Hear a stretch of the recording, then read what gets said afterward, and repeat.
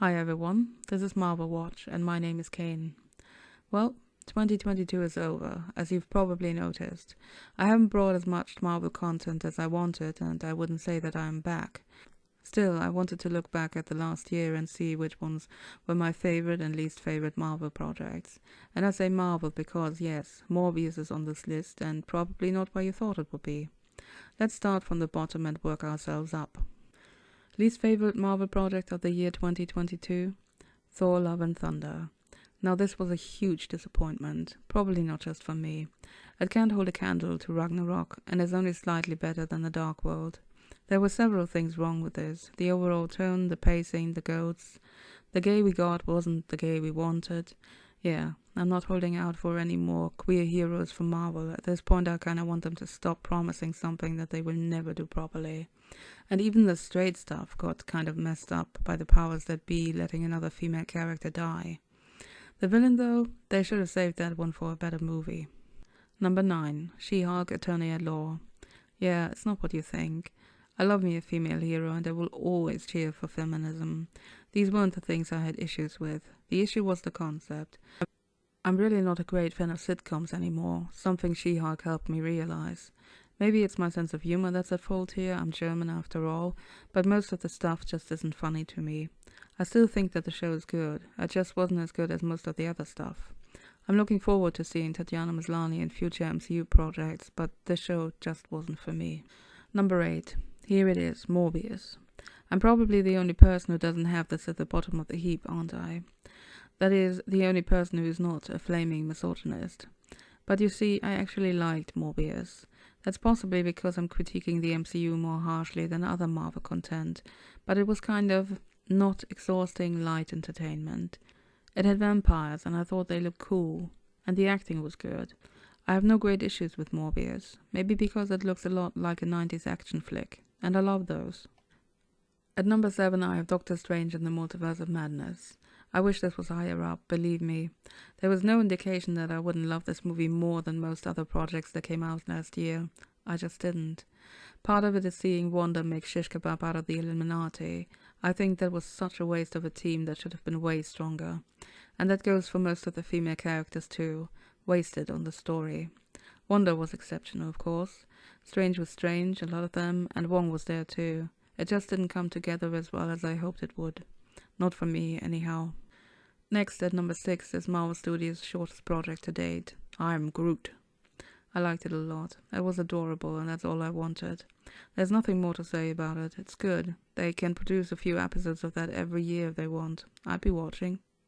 Number 5 is the Guardians of the Galaxy Holiday Special, which was great. I like the format of the special they've come up with. It's good to catch up with the heroes we haven't seen in a while. Did I need to have it be about Star-Lord? No, but James Gunn makes everything about Star-Lord, so I'm not surprised. It was nice though to spend some time with Drax and Mantis. We already know that Drax will have his last appearance in the upcoming 3rd volume of the Guardians films, and I suspect he won't be the only character we lose at that point. In fact, this year could become quite a massacre where all the characters are concerned. We'll see. The holiday special was a nice change of pace to that. And yes, Kira Sedgwick is a part of the Marvel Cinematic Universe, Margaret. Number 4, Moon Knight. I loved it. I think the darker characters that may make up the Midnight Suns will become my favorites, and I'm hoping to encounter many more of them this year.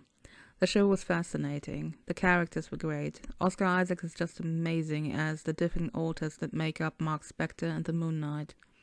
It was a fun adventure, it was a mystery, it has so many ingredients that I love. There was nothing that I would change, and yet it's not the best because there were the 3 projects that I like better. That doesn't take away from how great the show is though. I hope we'll see Mark Spector again soon. The top 3 starts with Werewolf by Night.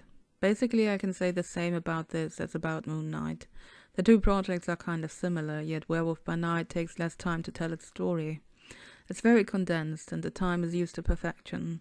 The director, Michael Giacchino, isn't even a director, he's a composer, but his vision is flawless. It's a special of not even an hour, but it's the perfect introduction to 3 characters we'll probably see again. The werewolf, Jack Russell, Asa Bloodstone, and Ted, or Man-Thing. I love that it's in black and white. It lends perfectly to the Halloween atmosphere they were going for. I really can't say enough good things about it, because it was just perfection. And so were the other remaining 2 projects of 2022. Number 2, Ms. Marvel. That show has such a wonderful, hopeful tone. It's the tone of Marvel's future, with young actresses and actors like Iman Vellani. She was the greatest find of Marvel's this last year. She's charming, she's interesting, she loves Marvel. And that's something you feel coming off the screen with this show. It was very well conducted, it had that interesting part of Pakistani history and links well into the MCU. It was just very wholesome and optimistic. I really liked that, because let's face it, the MCU is going dark very soon. Beginning February we'll probably be getting some of the darkest projects we've seen yet. I'm looking forward to them, but I'm also cherishing this last ray of sunshine before Kang. Finally, number 1. All is as it should be. Black Panther, Wakanda Forever. I've only seen it 1 time so far, but now nobody can stop me from watching it a couple more times. Wakanda Forever has been added to Disney Plus on February 1st, just in time for the Oscar season, I guess. The film got 5 nominations, of which Angela Bassett has probably the best chances of winning. I'm rooting for her. The movie has become my favorite of the MCU last year.